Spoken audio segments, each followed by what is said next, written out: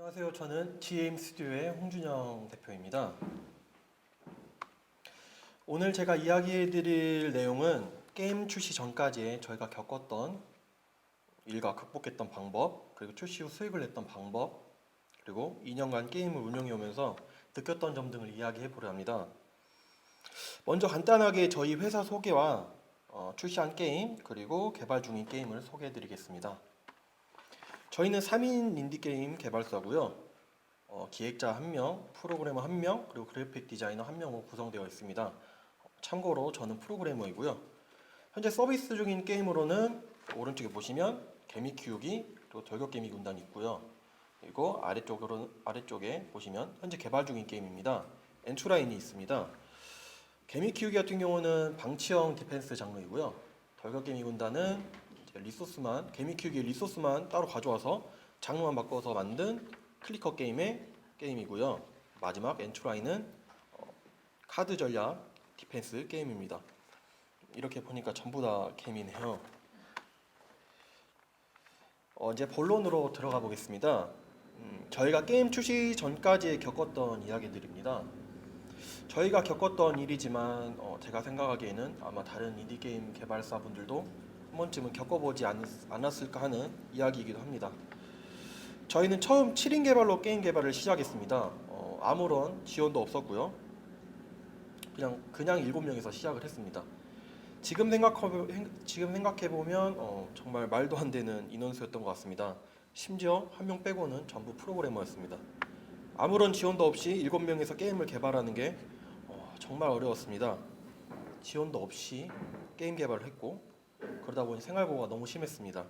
서로 마음이 맞지 않아 결국 2명이 팀을 나가게 되고 다시 5명이서 프로젝트를 시작하게 됩니다. 이번에도 아무런 지원도 없이 게임을 개발합니다. 2명이 싫었다고 해서 생활고가 나아질 리도 없었습니다.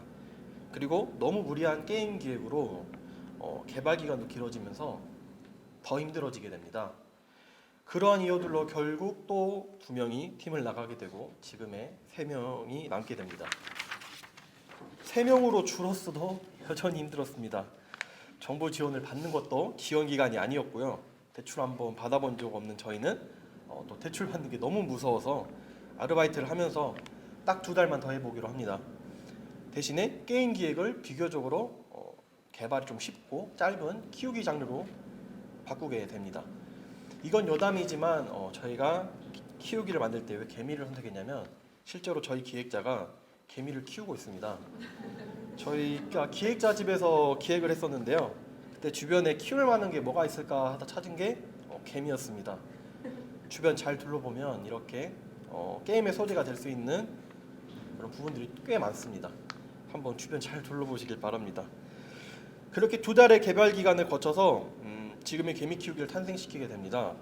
아마 이런 금전적인 부분은 저희뿐만 아니라 아무런 지원 없이 게임을 개발하는 대부분의 인디 개발사에서 겪었을, 그리고 지금도 겪고 있을 상황이라 생각이 됩니다. 저희는 이런 상황을 조금이라도 타파하기 위해서 개발 기간이 짧은 키우기 장르의 게임을 선택하였고요. 물론 이 방법이 절대적인 방법은 아닙니다. 그러나 상황에 따라서는 이런 방법이 있다는 점을 이야기해드리고 싶었습니다. 이제 짧은 기간에 개발한 게임으로 어떻게 수익 창출을 했는지에 대해서 이야기를 해보려 합니다. 먼저 게임이 계속 서비스되려면 유저가 필요하겠죠. 저는 개인적으로 유저수를 확보하는 게 수익 창출에서 가장 중요하다고 생각하고 있습니다.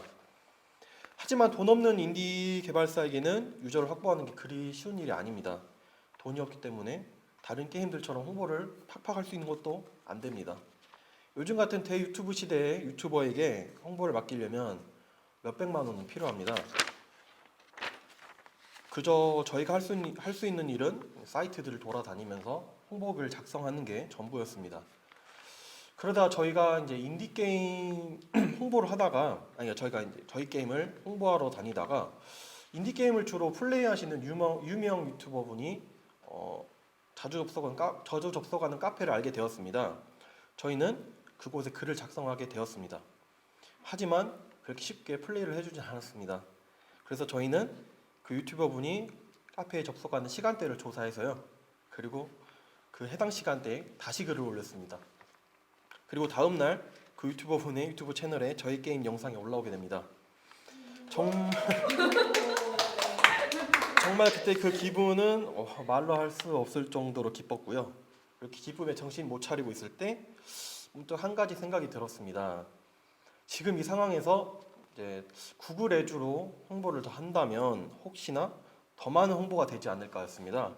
그래서 저희는 가지고 있는 돈 전부 다 구글 에듀에 충전을 해서요.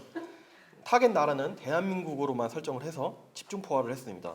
그래서 결국 저희 기믹키우기는 한국 구글 플레이 스토어 모든 어플 중에 급상승 1위를 하게 됩니다. 이제 유저 수가 확보되었습니다. 유저 수만 많다고 게임이 흥할 수는 없습니다. 게임이 재미가 없으면 들어온 유저들은 금방 다시 빠지게 될 것입니다. 저희는 이런 기회가 두 번 다시는 오지 않는다고 생각하면서 물 들어올 때 열심히 노를 저어서 노가 다를 때까지 저어보자고 결심을 했습니다. 개미 키우기는 개발 기간이 2달도 안 되었기 때문에 정말 기본적인 컨텐츠만 있었습니다. 그래서 저희는 일주일마다 계속해서 컨텐츠를 집어넣었습니다. 중간중간 새로운 화폐도 계속 집어넣었고요. 그 화폐를 얻을 수 있는 또 컨텐츠들도 지속적으로 추가하였습니다. 컨텐츠를 추가하고 관리를 하니까 게임이 계속해서 관리되고 있다는 점을 유저분들이 느낄 수 있었고 유저 이탈률이 점점 계속해서 줄어들었습니다. 저희가 유저 이탈률을 줄인 결정적인 컨텐츠로는 바로 유저들끼리 단합할 수 있는 컨텐츠였습니다. 그거는 바로 길드와 채팅 기능이었습니다. 길드와 채팅을 구현하려면 서버가 필요합니다. 저희는 뒤끝이라는 서버를 사용했고요. 이 뒤끝은 인디게임에 최적화되어 있는 서버이고 또 이용료도 저렴합니다. 길드와 채팅 기능을 넣은 후에 유저들끼리 커뮤니케이션을 할 수 있으면서부터 게임에 애정이 많이 생겼다고 하는 유저분들이 정말 많았습니다. 기존 유저와 또 신규 유저의 커뮤니케이션이 되기 때문에 신규 유저분들의 게임 적응에도 도움을 많이 줬고요. 그리고 또 저희가 신규 유저 이탈률을 줄였던 방법이 하나 더 있는데요. 바로 지금 이 웨비나를 개최하고 있는 텐투플레이의 텐투플레이 기능이었습니다. 저희가 사용했던 기능은 유저들의 컨텐츠를 소모하는 행동 패턴과 그리고 어떠한 상품들을 많이 구매하였는지에 대한 데이터들을 분석해서 뭐부터 해야 될지 모르겠는 또 신규 유저분들에게 컨텐츠를 추천하고 상품들을 추천함으로써 이탈률도 줄이고 또 수익 창출도 또 할 수 있는 그런 역할을 수행하여 주었습니다. 그 결과 사용하기 이전보다 잔존율이 88.46%나 증가하였고요. 정말 많이 올랐습니다. 그래서 저는 이 기능을 정말 추천하고 싶습니다. 이제 다시 본론으로 돌아와서요. 이렇게 계속해서 주기적으로 컨텐츠를 추가하게 되면 개발자도 힘들지만 유저들도 해야 할 일들이 많아지기 때문에 게임 내 피로도가 정말 많이 쌓이게 됩니다. 저희는 유저들의 피로감을 덜어주기 위해서 계속해서 주기적으로 이벤트를 열었고요. 이벤트 내용은 주로 컨텐츠 보상을 더 지급해 주는 거였습니다. 이제 최종적으로 인앱 상품들을 활용해서 수익을 내야 합니다. 먼저 상품을 만들 때 유저들에게 반감을 살 수 있는 유료 아이템을 만들어서는 안 됩니다. 그리고 결제로만 얻을 수 있는 게임 제한도 만들어서는 안 되고요. 그리고 모든 게임 내 제한은 컨텐츠나 이벤트를 통해서 얻을 수 있어야 합니다. 왜냐하면 이 부분이 유저분들에게 가장 반감을 많이 사는 부분입니다. 게임에는 과금 유저도 존재하지만 과금 유저뿐만 아니라 무과금 유저가 존재합니다. 그리고 무과금 유저가 대부분을 차지합니다. 저희는 대신에 과금을 하시는 유저분들에게는 구매한 아이템 말고도 마일리지를 지급하여서 쌓인 마일리지로 게임 내 재화를 교환할 수 있는 시스템을 만들었습니다. 물론 이 마일리지도 무과금 유저들은 컨텐츠를 통해서 쌓을 수 있긴 합니다. 상품을 만들 땐 단일 유료 상품도 만들게 되겠지만 상품의 대부분의 상품들은 패키지 상품이 됩니다. 왜냐하면 효율이 정말 좋기 때문입니다. 유저들도 단일 상품보다는 패키지 상품을 더 선호합니다. 패키지 상품을 만들 때는 아이템이나 게임 내 재화 등을 조리 있게 묶어서 적절한 가격에 판매하는 게 중요하고요. 가격을 낮추거나 또 상품을 더 많이 지급해주는 이벤트를 틈틈이 여는 것도 중요합니다. 오른쪽은 단일 유료 상품과 패키지 상품의 구매 비율입니다. 패키지 상품이 단일 유료 상품보다 약 5배 이상 높습니다. 이제 이렇게 상품이 만들어졌다면 정리를 잘 해두어야 합니다. 마트를 한번 생각해 보겠습니다. 마트에 들어가게 되면 상품들이 항목별로 다 정리가 되어 있고요. 입구에는 뭐 이달의 상품이나 추천 상품들이 나열되어 있습니다.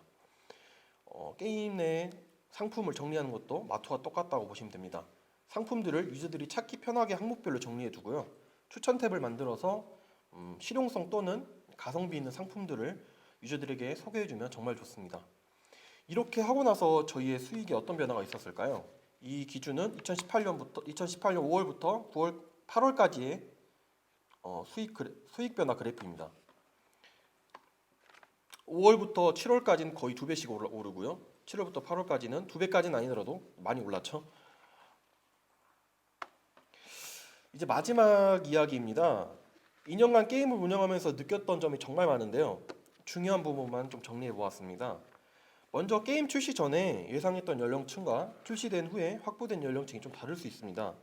저희는 출시 전에 10대와 20대를 주요 타겟층으로 예상했었는데요. 근데 오히려 20대와 30대, 심지어 40대, 50대 분들도 많이 계십니다. 타겟 연령층이 중요한 이유는 게임의 컨텐츠나 상품들을 출시할 때 방향성을 제시해주고 또 많은 영향을 끼치기 때문입니다. 두 번째로는 가볍게 생각한 버그가 치명적인 버그가 된다는 것입니다. 버그를 악용하는 유저가 꽤 많습니다. 그것도 티가 안 나게 잘 사용합니다. 가벼운 버그도 버그를 잘 악용하는 유저들은 치명적으로 사용을 합니다. 자잘한 버그라도 최대한 빨리 수정을 해야 하고요. 의심이 되는 부분에는 로그 기능을 넣어서 주기적으로 해당 부분의 로그를 서버로 보내도록 해야 합니다. 세 번째로는 내가 쉽다고 생각한 컨텐츠는 유저에게 또 어렵고요. 내가 어렵다고 생각한 컨텐츠는 유저에게 쉬운 컨텐츠라는 것입니다. 즉 게임 밸런싱이 무척이나 어렵다는 점입니다. 저희는 아직까지도 계속해서 게임 밸런싱을 하고 있습니다. 밸런싱 할 때 가장 중요한 것은 저희가 생각하는 부분과 유저들이 생각하는 부분의 합의점을 잘 찾아야 합니다. 밸런싱은 게임이 서비스 종료될 때까지 계속 해야 된다고 생각을 하고 있습니다. 네 번째로는 유저들에게 많이 퍼준다고 해서 게임이 망하지는 않는다입니다. 오히려 이탈률을 줄여주는 역할을 하고요. 또 게임 내 피로감을 많이 덜어주는 역할도 합니다. 하지만 지속적으로 많이 퍼주게 되면 게임 내 경제가 무너질 수 있기 때문에 일정을 정해서 지급을 하거나 이벤트마다 지급을 하는 것도 방법입니다. 다섯 번째로는 최적화는 정말 끝이 없다는 점입니다. 왜냐하면 게임을 플레이하는 기기가 너무 다양합니다. 특히 모바일 게임 같은 경우에는요. 저희의 예로는 저희 게임 유저분 중에는 갤럭시 S2를 사용하시는 분도 계십니다. 갤럭시 S2가 2012년에 나온 기기입니다. 8년이 됐죠. 물론 구글 개발자 콘솔에서 기기 카탈로그를 통해서 기기별로 다운로드 제한을 줄 수 있지만 저희는 사양이 낮은 기기를 사용하시는 유저분들도 놓치고 싶지 않았기에 계속해서 최적화를 진행하였습니다. 그리고 또 새로 나오는 스마트폰들은 해상도가 점점 올라가기 때문에 해상도 최적화도 진행을 하여야 합니다. 모바일 게임은 새로운 스마트폰이 계속 나오는 이상 최적화의 끝은 없는 것 같습니다. 마지막으로 이건 제가 정말 가장 중요하게 생각하는 부분입니다. 그리고 많은 게임 개발사들이 중요하다고 생각하는 부분이기도 하지만 가장 어렵게 생각하는 부분이기도 합니다. 바로 유저와의 소통입니다. 개미 키우기 대부분의 요소들은 유저와 소통으로 만들어졌습니다. 컨텐츠부터 시작해서 인앱 결제까지, 인앱 상품까지 유저분들의 의견이 많이 들어가 있습니다. 이렇게 해서 게임을 운영하고 만들어가다 보니 유저분들이 더욱더 게임에 애정을 가져주십니다. 하지만 너무 유저의 말에 휘둘려서도 안 됩니다. 들어줄 의견은 들어주고 판단하기에 터무니없는 말은 참고만 하셔야 합니다. 소수 유저의 의견도 무시해서는 안 됩니다. 좋은 의견이 나올 때도 정말 많습니다. 유저와의 소통을 하고 의견을 수렴하는 것은 쉽기도 하면서도 정말 어려운 부분입니다. 하지만 어렵다고 해서 귀를 닫지 마시고 항상 소통의 창구를 열어두어서 유저분들과 게임에 대해 많은 이야기를 나누어 보셨으면 좋겠습니다. 저의 이야기는 여기까지입니다. 들어주셔서 정말 감사하고 지금 같은 때에 다들 힘드실 걸로 알고 있습니다. 좋은 게임 제작해 주셔서 감사하고 또 앞으로도 좋은 게임 만드셔서 번창하셨으면 좋겠습니다. 감사합니다. 네, 첫 번째 질문이에요. 유튜버 분이 자주 가는 카페는 어떻게 알아내신 건지 궁금하네요 하셨어요. 정말 이거는 열정과 끈기의 네. 심볼. 네. 이거는 딴 건 없고요. 그냥 네네. 막 돌아다니다가 수소문 끝에 알아낸 건데 네. 카페 이름은 아마 인디 개발자분들이 많이 아실 거예요. 인디터라고. 인디터. 네, 인디 개발자분들이 많이 계십니다. 오셔서 소통도 많이 하시고 개발에 필요한 정보도 많이 얻어가시면 좋겠습니다. 발표를 듣다 보니까 유저 반응 조사가 중요한 요소였을 것 같은데 게임을 개발 운영하시면서 유저들의 반응 분석이나 유저와의 소통은 어떤 방식으로 진행하셨는지 궁금합니다. 질문하셨습니다. 유저분들의 반응 분석은 저희 같은 경우는 카페를 따로 운영하고 있어요. 네네. 이제 네이버 카페를 운영하고 있는데 거기에 글을 하나 올려서 반응을 본다던가 저희는 그리고 또 좀 다르게 유저분들을 다 1대1로 채팅으로 이렇게 상대를 해드립니다. 조금 힘들긴 해도 그래도 유저분들이 많이 좋아하시고요. 그리고 애정을 많이 가져주시는 부분이기도 합니다.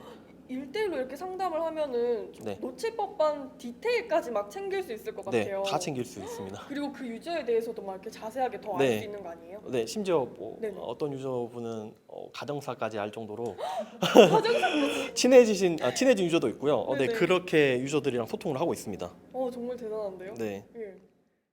유저와의 소통은 어떤 방식으로 하는 게 좋을까요? 첫 세션이 유저 인터뷰였는데 혹시 오프라인 유저 인터뷰도 경험해 보신 적이 있는지 궁금합니다 하셨어요. 아니요, 오프라인 유저 네. 인터뷰는 해본 적이 없습니다. 그래서 오늘 이제 홈메이커스 대표님 네, 맞아요. 이야기 들어보면서 그 중요점을 좀 알겠더라고요.